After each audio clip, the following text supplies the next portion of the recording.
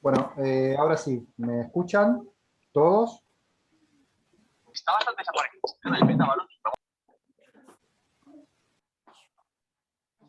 Bueno, entiendo que todos me están escuchando. ¿Están viendo lo que acabo de compartir? Sí. Se ve perfecto. Bueno,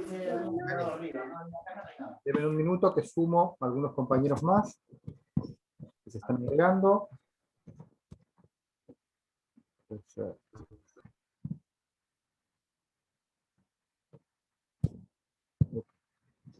Bueno, primero, bienvenidos. Mi nombre es Matías Fernández de Uribarri. Voy a ser el docente a cargo de esta comisión de la materia Sociología del ciclo básico. Bien, ustedes están anotados para esta materia, Sociología, Introducción a la Sociología, de la Cátedra González. Bien, seguramente ya saben todo esto. Y yo voy a ser el docente a cargo de esta comisión. Bien, ustedes, todos ustedes, están anotados formalmente para, escúchenme, es muy importante esto para que no haya equivocaciones. Si no se entiende, lo explico de otra manera. Ustedes formalmente están anotados para cursar los días miércoles y sábados. ¿Okay? Esto en una situación normal, sin pandemia.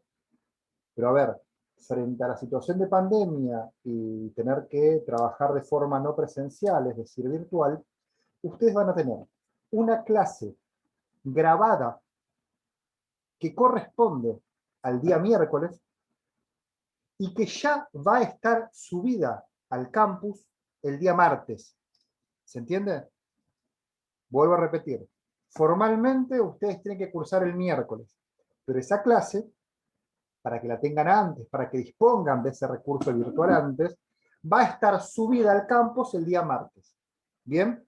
Pero esa clase grabada corresponde al miércoles. Y los sábados van a tener una clase virtual, pero sincrónica, ¿no? Viéndonos las caras, sea conmigo o con dos docentes más de la cursada. Pero sí o sí van a tener este tipo de clase. Miércoles, clase grabada que ustedes tienen que bajar del campus, y el sábado, este tipo de clase online. ¿Ok? Bien. Sí, profe, se entiende. Perfecto. ¿Por qué? Porque en el campus, como habrán visto, que es la pantalla que le acabo de compartir, ustedes van a encontrar este cronograma. Como por ejemplo dice, 6 del 4 es martes. Bien, 6 del 4. Pero ustedes corresponden a la comisión que está anotado para los miércoles y sábados. Pero el texto se sube el martes. Por eso dice 6. ¿Se entiende? Bien. El práctico, que es la clase de hoy, es el sábado 10, que vamos a trabajar este texto. ¿Ok? En este caso, ustedes son mi comisión, van a trabajar este sábado en particular conmigo, pero otro sábado pueden trabajar con dos profesores más, que puede ser Eduardo Mogia o María Teresa.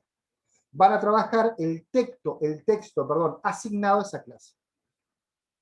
Bien, ustedes el miércoles, para el día miércoles, tuvieron la presentación de la materia grabada por la titular de la materia. Y además, ya trabajaron, es decir, grabó el primer texto, que es el texto de Anthony Giddens. Bien, no sé si lo han podido ver en el campus, se encuentra en el campus todo este material, ¿no? Ustedes entran al campus de Sociología, van a la semana 1, y ahí está, semana por semana, cada uno de los materiales. ¿Ok? Bien. Luego, el día de hoy, vamos a trabajar el texto de Portantiero. Bien, que era el texto que tenían para hoy. Toda esta información, obviamente, ustedes la van a tener en el campus. Pero vayan controlando el cronograma, que también está subido al campus, para seguir sistemáticamente los textos y las lecturas. En el chat, que lo puedo ver de vez en cuando, porque es difícil manejar el chat y dar la clase, pero más allá de esta cuestión, me dicen algunos compañeros que se tilda, bueno, son cuestiones de la virtualidad y mucho más que suerte no se puede decir. En mi caso particular, la clase de los sábados, en mi caso particular, no necesariamente del resto de los docentes que tengan el sábado, en mi caso yo grabo las clases y el sábado, perdón, el domingo o el lunes, luego de la clase, yo se las envío, le envío un link por mail, así tienen esa clase por si quedó algún tipo de duda, o también para los exámenes, poder volver a esa clase que tuvimos. ¿Ok? Bien. Bueno. Me presento rápidamente, como les dije, mi nombre es Matías Fernández de Ulibarri. Yo voy a ser el docente a cargo de alguna de las clases prácticas que tengamos los días sábados. Soy sociólogo, egresado de la Universidad de Buenos Aires. Trabajo como docente del CBC ya hace casi 15 años. Comencé a trabajar en el CBC antes de terminar la carrera como ayudante. Y bueno, ya hace muchos años que trabajo. También trabajo en colegios secundarios, dando clase en cuarto y quinto año, y en el ámbito más privado trabajo en lo que es en el área de producción farmacéutica, en un laboratorio, en lo que es investigación de mercado. Bien, siento siempre dentro del ámbito de la sociología. Bien, ok. Hecha esta presentación muy rápida, me gustaría rápidamente, no importa que sea de forma desordenada, que me digan qué carreras van a seguir o creen que van a seguir, para tener un panorama de las carreras que están presentes en esta comisión. Sin miedo. Vamos. Bueno, empiezo yo. Yo me anoté a Ciencias Políticas. Ciencia política 1. Sí, ¿quién más? Bueno, yo me Contador anoté. público. De vuelta, de vuelta. En mi caso, por ejemplo, yo traductorado. Bien, perfecto. ¿Quién más? Buenas tardes, profe. Yo para contador público. Contador, perfecto. Bien, estoy anotando. Yo me anoté para sociología. Ajá, pocos, pero buenos. Vamos, sí. ¿Quién más? Hola, Abogacía. Sí, escuché para contador público. Eso, contador público. Ahí vamos dos. Perfecto, ¿quién más? Hola, profe, yo para contadora pública también. Hola, ¿cómo estás? Perfecto. Todo bien, profe. Ahí vamos, uno más. ¿Quién más? Abogacía me anoté yo. Abogacía, vamos, sí. ¿Quién más? Actuario, estoy viendo. Perfecto. Sí, traductor público. No es muy común, pero he tenido algunos alumnos y alumnas para traductoras. Sí. ¿Quién más?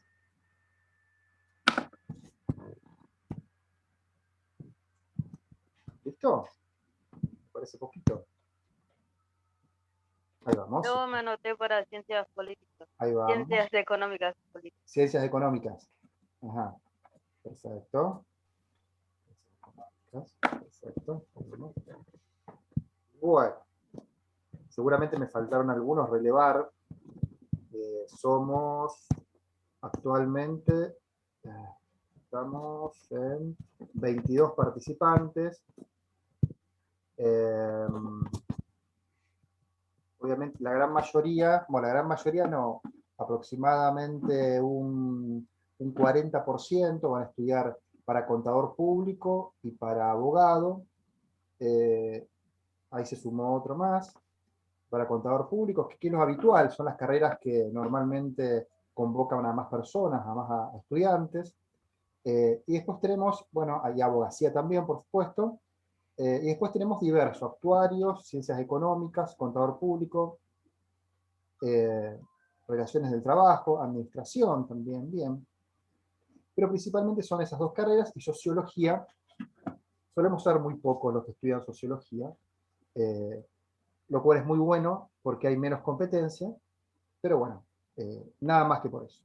No, es una carrera muy interesante y es una carrera la cual la tienen como un tronco común en muchas carreras, y todos los contenidos que veamos en el CBC ya van a ver que van a volver a aparecer positivo o negativamente para ustedes a lo largo de sus trayectorias académicas.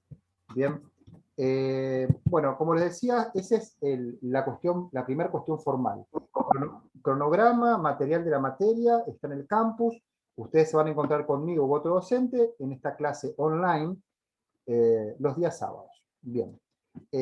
A ustedes se les va a enviar un mail el jueves o el viernes antes de la clase del sábado para decirle qué texto corresponde, y para el texto que corresponde el día que ustedes tienen que leer el día miércoles y que va a estar subido al campus el día martes, se pueden fijar en el cronograma. Si quieres, para adelantar un paso, ustedes para el próximo miércoles tienen que tener leído el texto, si me siguen acá el cronograma que estoy compartiendo, el texto de Émile Durkheim, del día 13 del 4, Las reglas del método sociológico.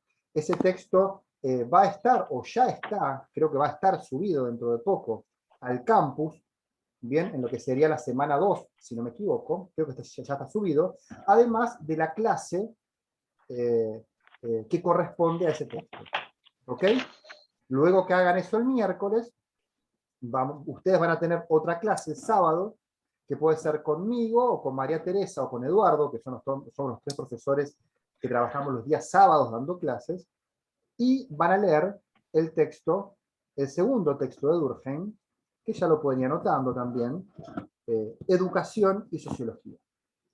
Ese texto, obviamente, también lo van a encontrar en el campus, y la clase la van a tener el día sábado, el próximo sábado. ¿Correcto? ¿Alguna duda de esta cuestión formal? No, todo muy claro. Bueno, No, perfecto. bueno, me alegro. Otra cuestión más, así comenzamos rápidamente con la clase. Como les dije, esta clase va a ser grabada, yo se las voy a subir. Es mi caso particular. Otros docentes a veces eligen no hacerlo por cuestiones tecnológicas o por cuestiones de privacidad, o porque prefieren que los alumnos sí o sí asistan a sus clases. Es totalmente válido. Bien. De forma presencial, digamos, de esta forma de presencialidad virtual, valga la contradicción. En mi caso yo las grabo, las subo entre el domingo y el lunes y se las envío en forma de link a sus mails. Si alguno de ustedes quiere hacer un grupo de WhatsApp para consultar cuestiones referentes a la materia, lo hace. Pero lo hacen ustedes, yo les paso el número y lo arman ustedes si les resulta a ustedes adecuado. Una forma de comunicación directa, al final de la clase me lo hacen recordar y lo hacemos. Si no les parece, no lo hacemos, eso queda en ustedes. ¿Ok? Pero alguien de ustedes se tiene que encargar en hacer ese grupo. Sí, dígame. Disculpe, ya tenemos un grupo de WhatsApp. Si quiere lo agregamos. Ah, por favor, gracias. Dale. ¿Les puedo pasar el número ya, si me olvido de este tema? Paso el número. Alguien, no sé quién es el encargado del grupo.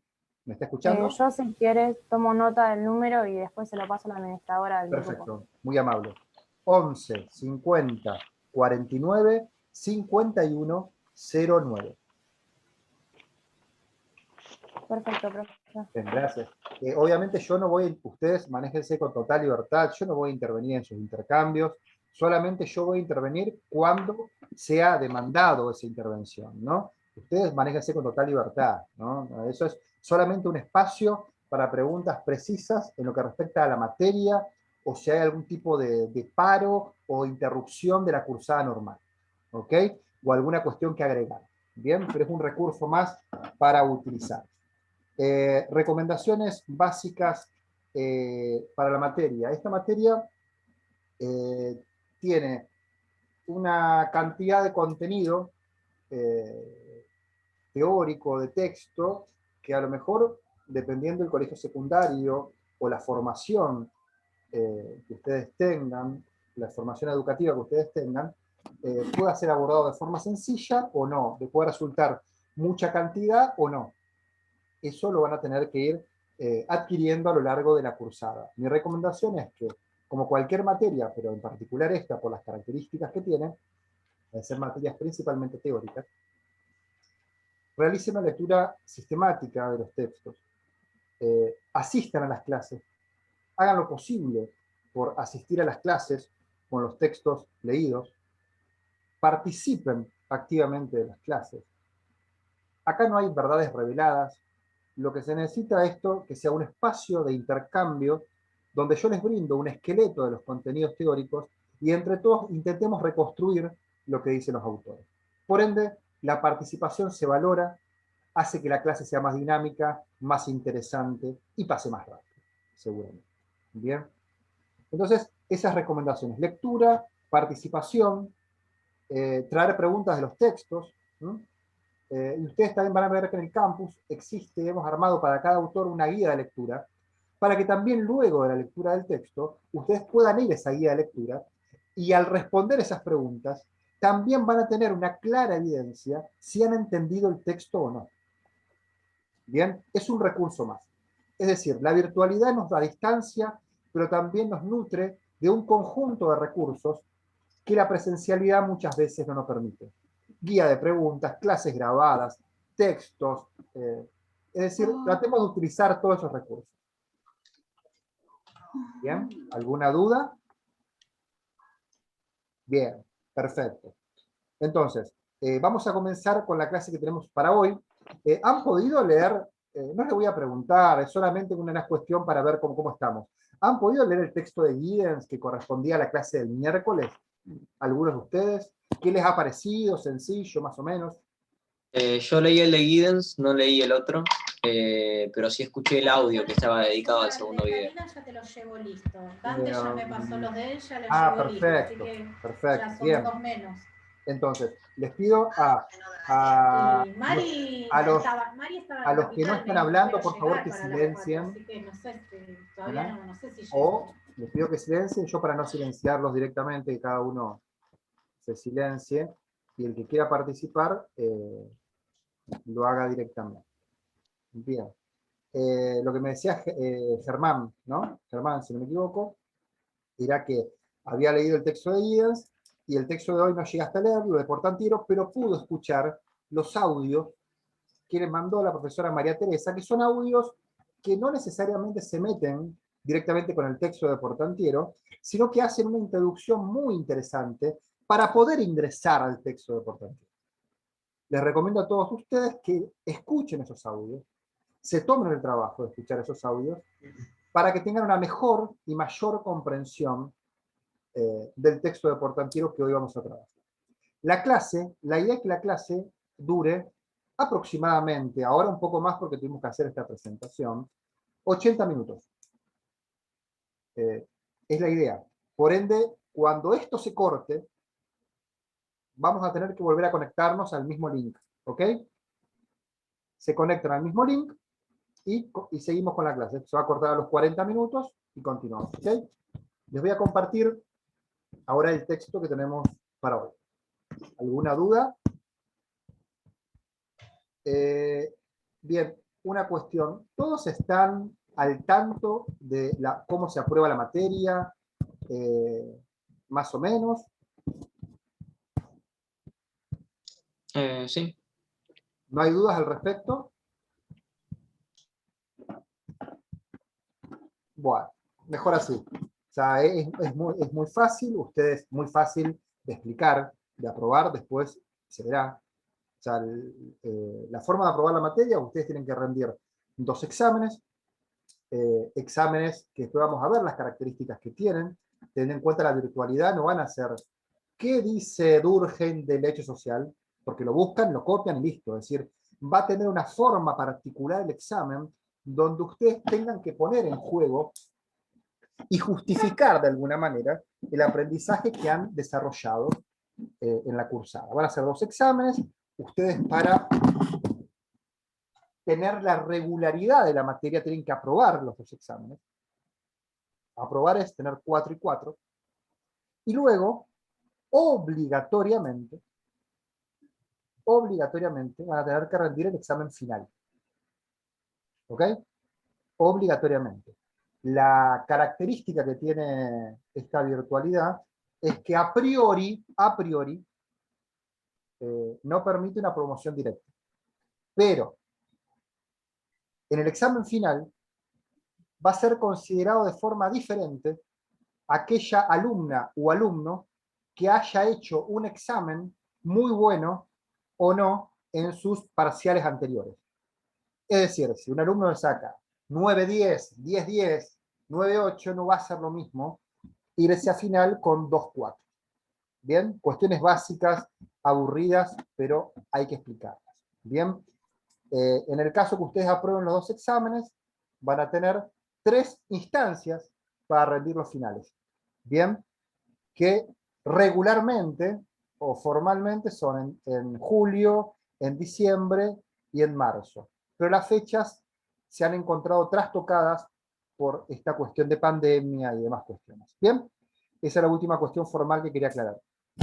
Bien. Hoy nos toca trabajar entonces este texto de Portantier. En un minutito, lo pongo acá.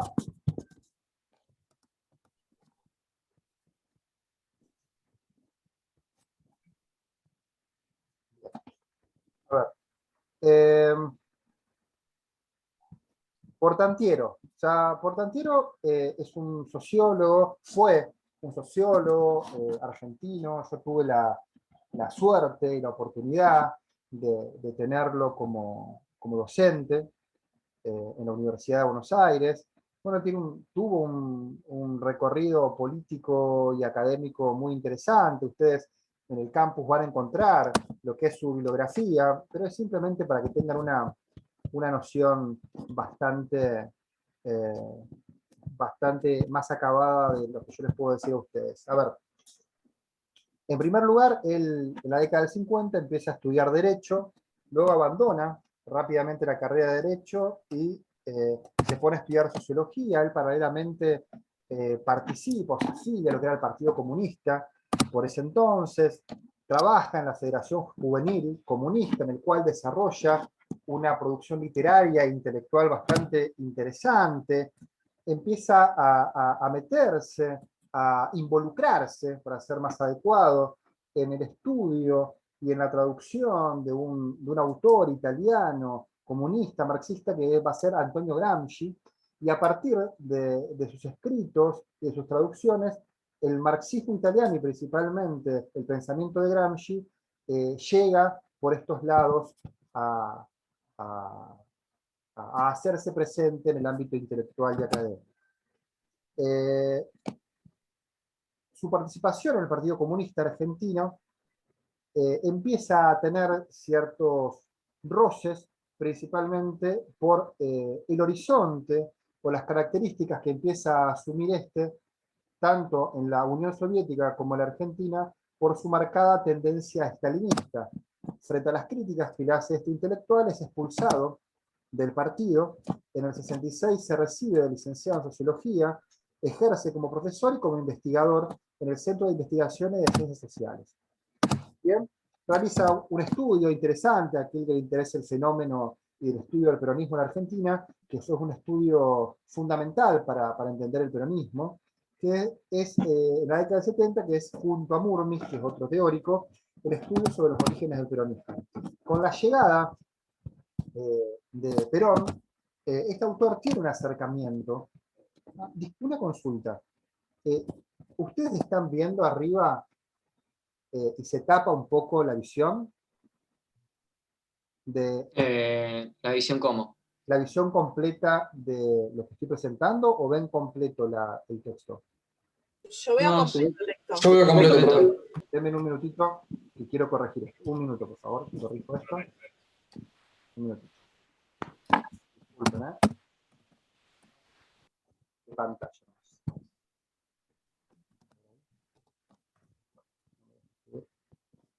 Un minutito, por favor.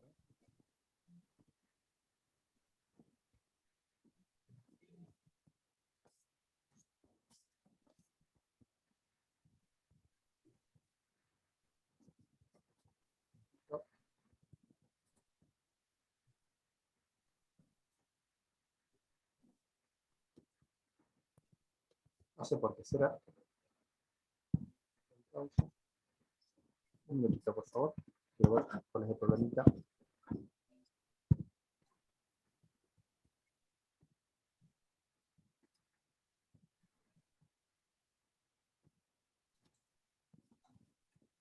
Bueno, sigamos, no pasa nada. Como les decía, tuvo un acercamiento con la llegada del peronismo en el 73, tuvo un acercamiento al peronismo. A partir del golpe del cívico-militar del 76, tuvo que exiliarse a México. Ahí fundó una revista con controversia y realiza ciertos aportes intelectuales. Realiza diferentes tipos de producciones intelectuales, publicó los usos de Gramsci, los orígenes de la sociología clásica, que es el texto que vamos a leer hoy, y demás contribuciones teóricas. En el 83, con el regreso de la democracia, regresa obviamente a la Argentina, ejerce como profesor titular en la carrera de Sociología en la Universidad de Buenos Aires y fue decano de la Facultad de Ciencias Sociales de la UBA entre 1990 y 1998. ¿Bien? Entonces, habiendo hecho este recorrido muy, muy básico de una carrera académica y política e intelectual, vamos a meternos directamente con el texto que tenemos para hoy. El texto que tenemos para hoy es Sociología Clásica, los orígenes de la sociología, bien, Durkheim y Weber, pensando a Durkheim y Weber, y luego vamos a sumar a Marx, como los padres fundadores de las ciencias sociales y de la sociología en particular. Este texto de Juan Carlos Portantiero tiene el objetivo de contextualizar, de historizar los orígenes de la sociología, ¿bien? Y parte, podríamos decir, de una pregunta muy sencilla, ¿no? Y yo les pregunto a cualquiera de ustedes, la reflexión sobre los problemas sociales, no sobre lo social, ¿comenzó con la sociología? No, la reflexión sobre problemas sociales se viene hace muchísimo antes, con los filósofos de Grecia. Supongo Claro, que ahí habrá empezado. Exactamente. O sea, obviamente no comienza con la sociología, la problematización de lo social. Ustedes en el audio que subió también la profesora María Teresa, explica esto, que no está tomado en el texto de Portantiero, pero que dice, lo social lo podemos ubicar desde la antigua Grecia, podemos hablar desde el siglo V, VI antes de Cristo. Bien. Por ende, esta pregunta se responde obviamente que no comienza con la sociología. Bien. Principalmente porque la sociología es un campo de saber, la sociología como ciencia, es un campo de saber reciente, muy reciente. ¿Cuándo aparece la sociología como ciencia en Occidente?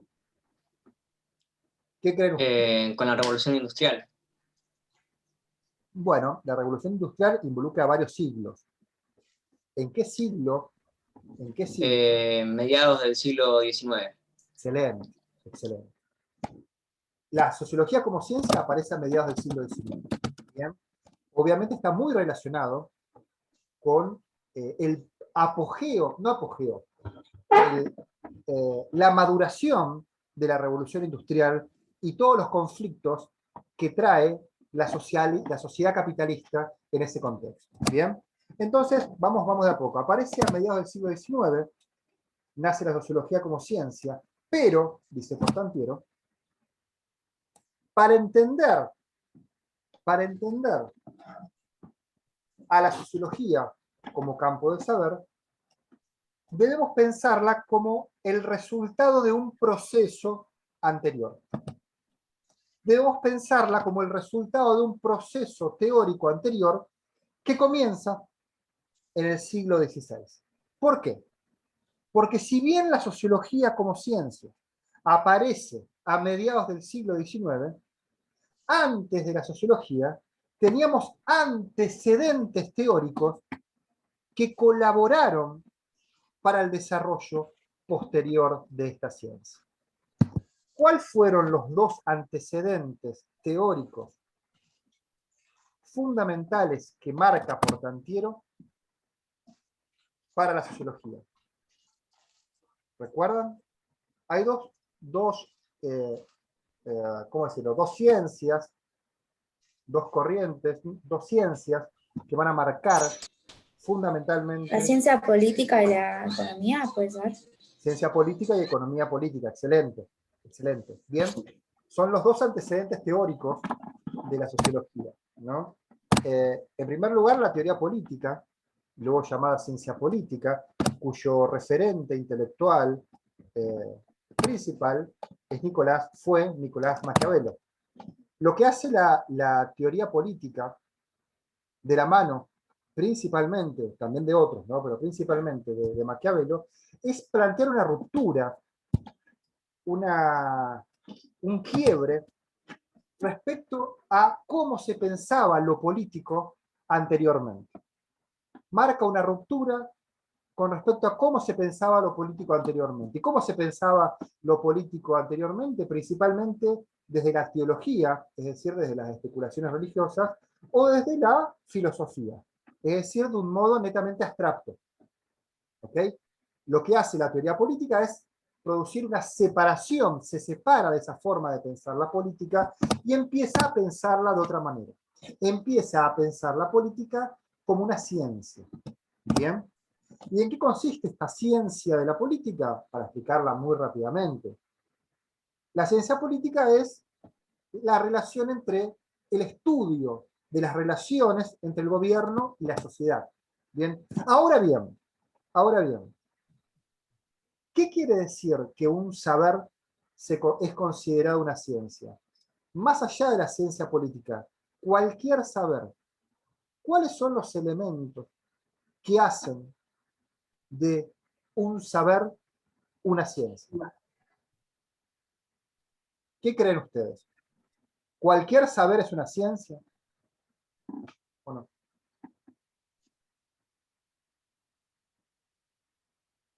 No, yo creo que no. Por ahí el análisis, ¿No? el método de estudio. Ahí va, va por ahí, perfecto. Lo que hace de un saber, sí, perdón. Sí, generar un marco teórico al respecto. Bueno, son todos pasos necesarios, ¿eh?, que hacen una ciencia. Vamos a algo para algo para generar algo colectivo, bueno, no que involucre a una sola persona. bien. Construir leyes colectivas, de explicación colectiva, perfecto. Vamos a tratar de sintetizar todo lo que ustedes han dicho, que está muy bien. Para que cualquier saber se constituya una ciencia, como mínimo tiene que cumplir estas tres características. Para que algo sea una ciencia, debe tener un objeto de estudio. Es decir, tiene que orientarse a estudiar algo particular. Puede ser más, menos complejo, más, menos abstracto, pero sí o sí tiene que identificarse para que sea una ciencia un objeto de estudio. Luego, tiene que tener un método. Sí o sí. Si no tiene método, no es una ciencia, en el sentido formal. Este método debe ser aplicado al objeto de estudio. Es decir, se tiene que someter al objeto de estudio a un método. Al someter al objeto de estudio a un método, lo que resulta que es, claramente cuando yo someto a mi objeto de estudio... ¿Resultado? Bueno, sí, llamémosle no resultados, sino datos. El dato es algo anterior que el resultado. Datos, diferentes. En el momento en que yo pongo en relación los datos, puedo construir conclusiones. ¿Bien?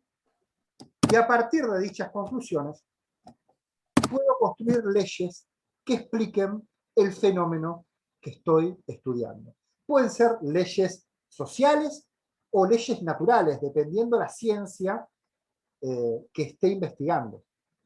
¿Bien? Ahora, habiendo hecho esta aclaración de qué es una ciencia, sigamos con el primer antecedente que tiene la sociología, que es la ciencia política. El objeto de estudio, nos dice Portantiero, de la sociología, de la ciencia política. ¿Cuál es el objeto de estudio de la ciencia política? El estudio del poder. Bien. El estudio del poder. Y por ese entonces, estos pensadores modernos, lo podremos considerar